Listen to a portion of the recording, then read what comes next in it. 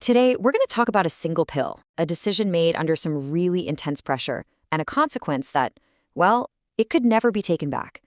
This is a powerful, very personal story about the incredibly high price of silence and why communication is just so critical when it comes to our health.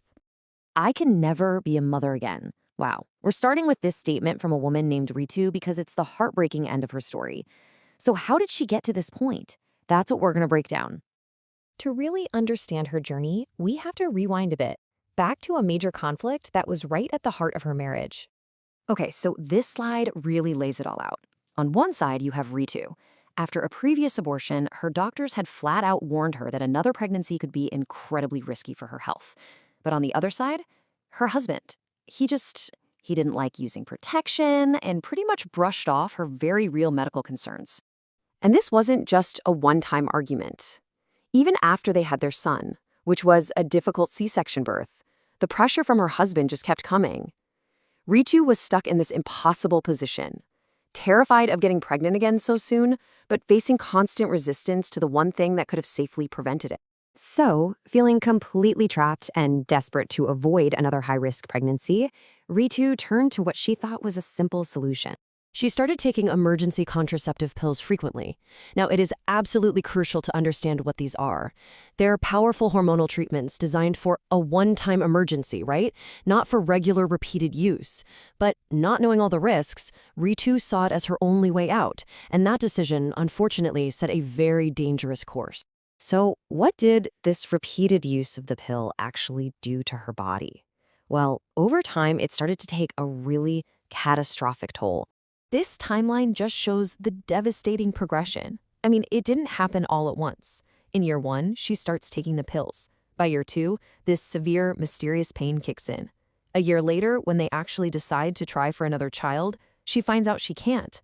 And by year 4, what started as a solution had spiraled into a life-threatening crisis. Which brings us to the big question, right? What was medically going on here?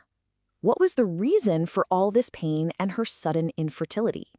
Okay, so here's the chain reaction that doctors found. First, all those frequent hormonal surges from the pills actually damaged her fallopian tubes. This created a blockage. So later, when an egg did get fertilized, it was physically stopped from getting to the uterus. And instead, it implanted and started growing right there, inside the tube itself. This is what's known as an ectopic pregnancy, and it's a massive medical emergency. The mass that was growing was causing her all that terrible pain, and even worse, severe internal bleeding. Ritu wasn't just unable to have a baby, her life was literally in danger. And this brings us to the final, irreversible outcome. The number 2, that's the number of fallopian tubes that had to be surgically removed.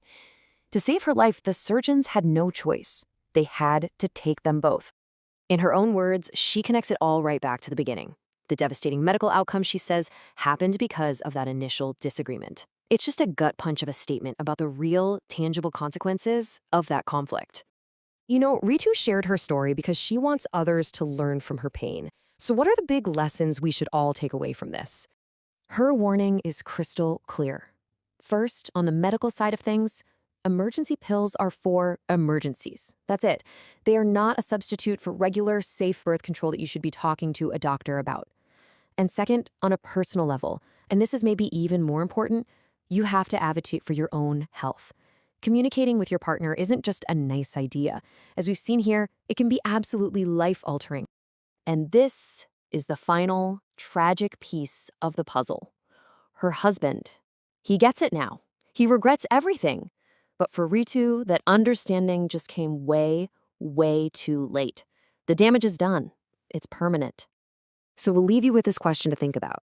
Ritu's story started with a conversation that didn't happen, with a refusal to listen. And it's just a powerful reminder of how our health, our futures, our entire lives can depend on having those difficult conversations that we are often so afraid to have.